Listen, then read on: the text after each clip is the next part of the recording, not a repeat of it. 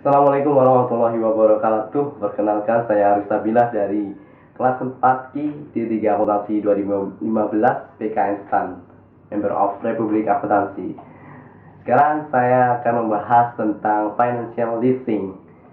Sebelumnya saya anggap kalian sudah pernah belajar ini, jadi saya tidak akan membahas terlalu panjang lebar. Saya hanya akan membahas soal yang sudah saya sediakan.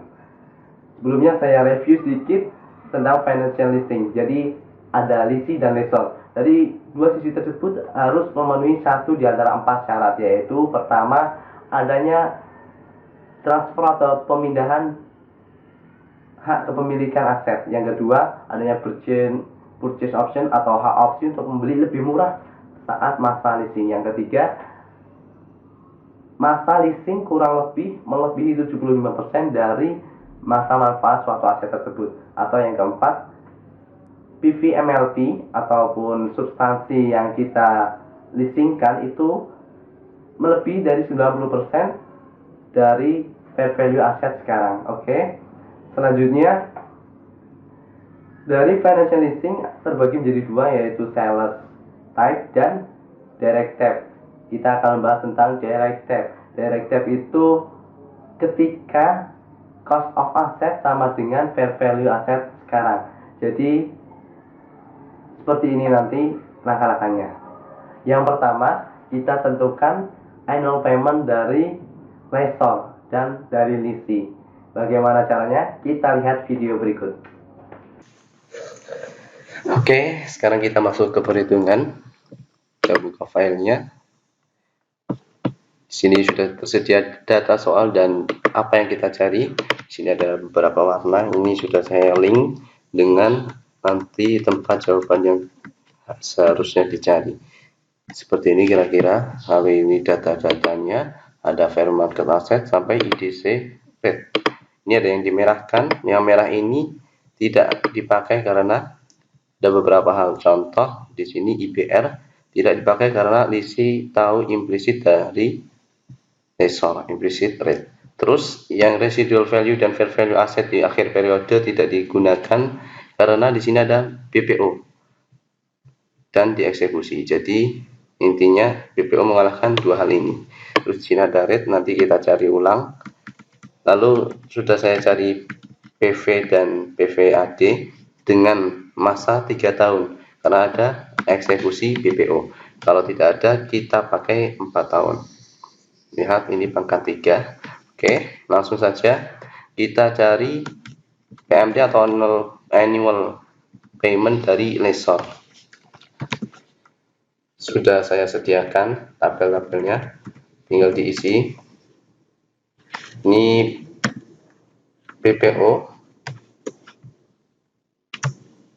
Jika ada residual value yang digaransikan tapi tidak ada BPO, maka dipakai itu, dan kalau ada penalti pakai penalti juga. Ini kita kurangkan untuk mencari dasar PMT. Lalu annual payment-nya hasil tadi dibagi dengan PVAD dan ketemu karena ada executory cost, maka kita tambahkan di sini terlebih dahulu.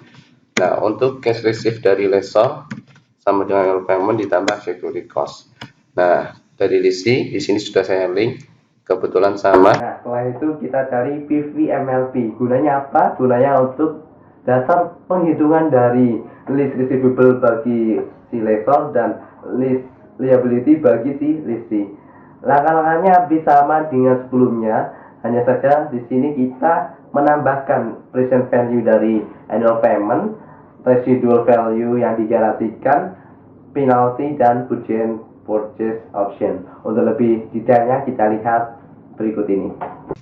PVMLP ini konsepnya hampir sama dengan PMT, hanya saja yang tadi dikurangi ini, tapi ini PVAD kita masukkan. PVAD itu ini, atau seperti ini, PVAD annual payment dikali dengan PVAD. Nah, PVBPO ketemu, MLP kita tambahkan.